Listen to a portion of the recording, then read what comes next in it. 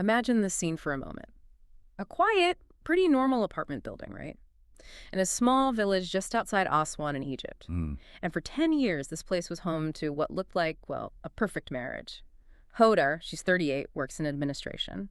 Hazem, 39, a service worker. And they really seemed to have it all, didn't they? That kind of shared life, the affection, even financial success. A lovely new apartment, all furnished. Yeah, exactly. The Egyptian dream, you could say. Even though they couldn't have children, they seemed solid. But then, one afternoon, that picture, it doesn't just crack. It absolutely shatters. Right. And the sound that breaks the quiet, it's this incredibly violent shouting match. Oh.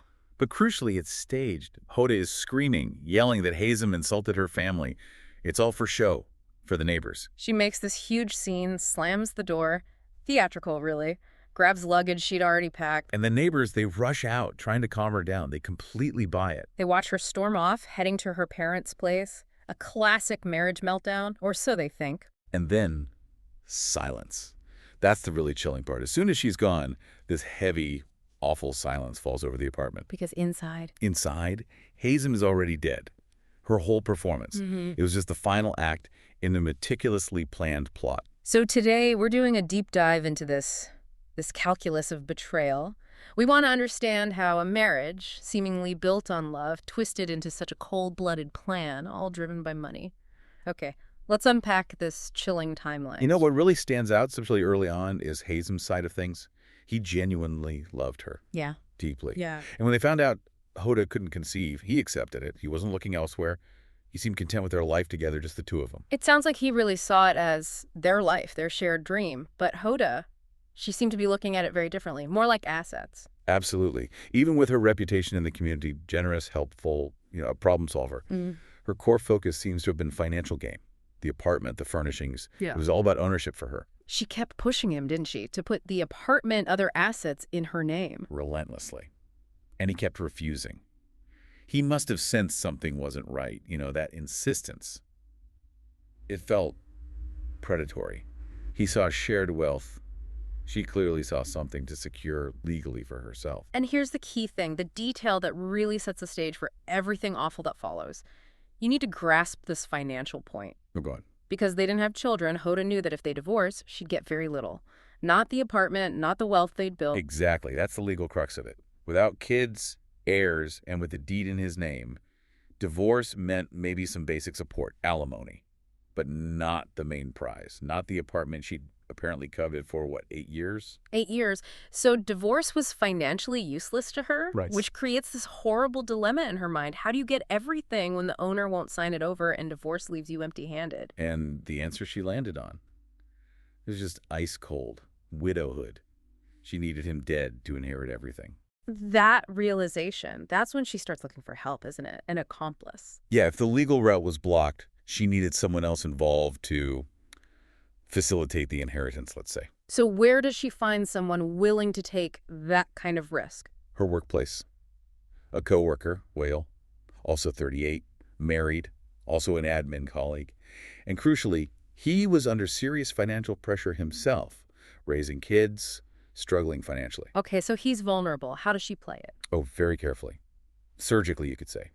Starts by lending him money, becomes his financial lifeline, builds that trust, that dependency. And it wasn't just money, was it? No. She moved quickly to the psychological side, started planting these seeds of doubt in his mind, telling him his own family didn't appreciate him, that he wasn't valued at home, isolating him emotionally. Making herself seem like the only one who understood, the only source of support. Exactly. Classic grooming, classic manipulation. And Wael, feeling burdened and maybe unseen at home, starts seeing Hoda as his only source of, quote, tender support. And it becomes physical. By August 2023, yes, they started an affair. And where did they meet? Don't tell me. In the very apartment Hoda wants. Hazem's apartment. She'd show Wael the nice furniture, paint this picture of the life they could have there, fueling his desire not just for her, but for that specific place, that lifestyle. Okay, so the affair goes on for about 4 months. Then what? They decide they want to be together properly. But Hoda, she immediately goes back to that cold, hard financial calculation. She tells Wael, look, divorce gets me nothing. I've checked. Widowhood is the only way I inherit. Chilling. So the plan forms then. Pretty quickly, yes. Eliminate Hazem. Wait a year maybe to avoid suspicion. Then get married, inherit everything. But first, they needed to lure Hazem into a trap without him suspecting a thing. How do they manage that? They need an excuse for Wael to even be there. Plausible deniability. Yeah. Hoda engineers this massive, very public argument with Wael at school, shouting accusations, make sure plenty of colleagues see it. Okay, establishing a public record of conflict. Then what? She goes home to Hazem and lies. Says Wael was furious about the fight and threatened her with some kind of career-ending administrative investigation. Plays the victim. And Hazem, this is heartbreaking. He buys it completely. Completely. He doesn't get suspicious of her. He gets protective of her.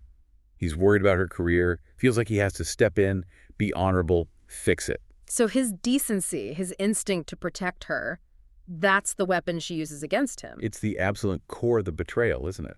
He does exactly what she needs him to do. He calls Wael. What does he say? He apologizes for Hoda's outburst, tries to smooth things over.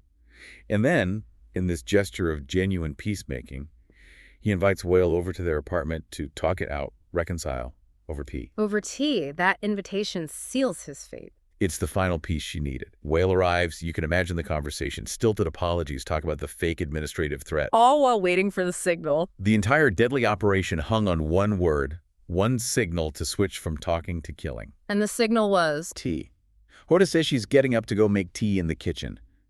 That's Wael's cue. And he just attacks. Immediately. Starts strangling Hazem. But Hazem fights back. He resists. This wasn't going to be easy for one person. Which was always the plan, wasn't it? It needed both of them. Exactly. And this is where Hoda's role becomes just terrifyingly clear. She walks back out of the kitchen, but she's not carrying tea things. What does she have?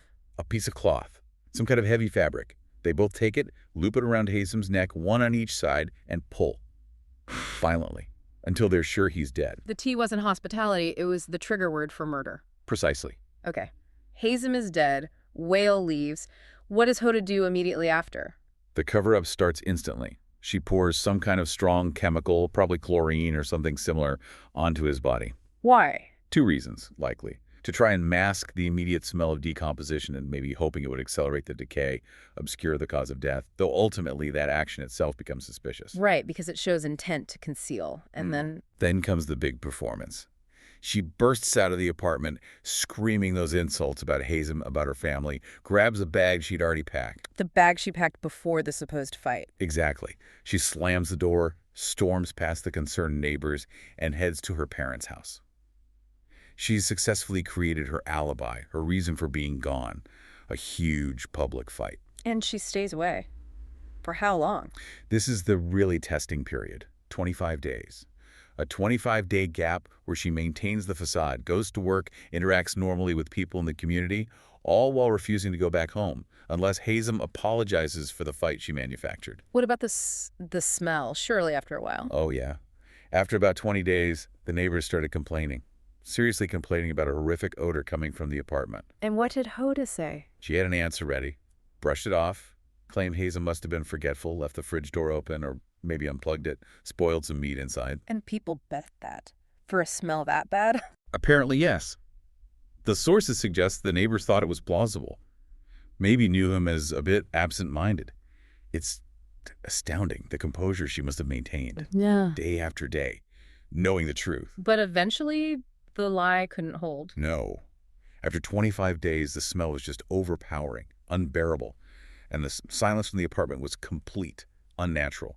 The neighbors couldn't ignore it anymore. They called the police. So the authorities arrive. They have to force the door open. And they walk into a truly horrific scene. Hazem's body, badly decomposed, just sitting there on the sofa. Nervous reaction. She rushes back, puts on another performance, a total breakdown, suggests maybe it was a robbery gone wrong. But the investigators weren't buying it. Not really. Her 25-day absence, her apparent lack of any real concern during that time, it felt immediately wrong. Highly suspicious. And then the forensic evidence starts talking. That's what breaks it open. The autopsy confirms strangulation, specifically with a cloth ligature, matching the story of the fabric. And the chemical. That was huge.